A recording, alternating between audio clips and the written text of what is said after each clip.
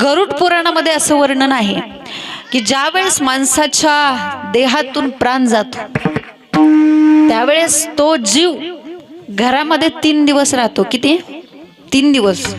3 दिवसानंतर आपण त्याला त्रिपिंडीदान करून बाहेर काढलं जातं, त्याला आपण सावडणं असं म्हणतो. त्यानंतर तो जीवात्मा या पंचक्रोशीमध्ये फिरत असतो. धुरकट कलरचा असा आत्मा असतो, असा गोल धुरकटशा कलरचा, आणि ह्या पंचक्रोशीमध्ये तो फिरत असतो 7 दिवस. 7 दिवसामध्ये तो आपल्या नातेवाईकांच्या घरी पण जाऊन येतो, नातेवाईकांच्या भेटीगाठी घेऊन येतो. 7 आणि 3 किती झाले? 10. मग 10व्या दिवशी आपण काय करतो? दशक्रिया विधी करतो, ज्याला आपण 10वा असं म्हणतो. दशक्रिया विधी आपण करतो. मग त्यानंतर तो जीवात्मा 7 दिवसांनी घरी जेव्हा येतो, घरी आल्यानंतर त्याला घरामध्ये प्रवेश मिळत नाही, म्हणून घराच्या भोवती 3 दिवस फेऱ्या मारतो. किती? 3 दिवस. 10 आणि 3 किती झाले?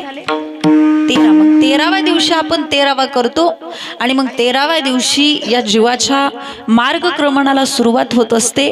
हा जीव ज्यावेळेस प्रवास करत असतो, 1 वर्षाचा हा प्रवास असतो, त्यावेळेस तो जीवात्मा तहान भुकेने व्याकुळ होत असतो, आणि त्यामुळे त्याला आपण दर महिन्याला कोणीतरी पाहुणा बोलून जेवायला देतो.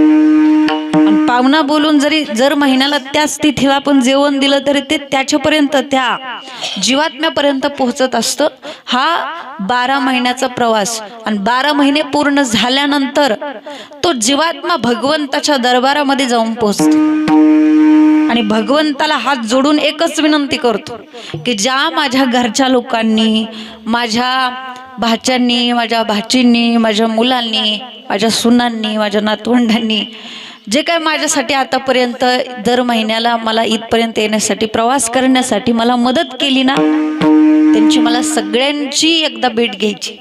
म्हणून तो जीव पुन्हा 1 वर्षाने आपल्या घरी इथं मंडपामध्ये येत असतो, आणि 1 वर्षाने इथं आल्यानंतर तो अशा कळपाच्या, म्हणजे आता हा बांबू हा उभा, या बांबूमध्ये त्याचा निवास असतो. तो गुप्त रूपाने त्या ठिकाणी बसलेला आहे, आणि मग 12 वाजल्यानंतर, फुलं पडल्यानंतर तो त्याला सद्गती मिळत असते.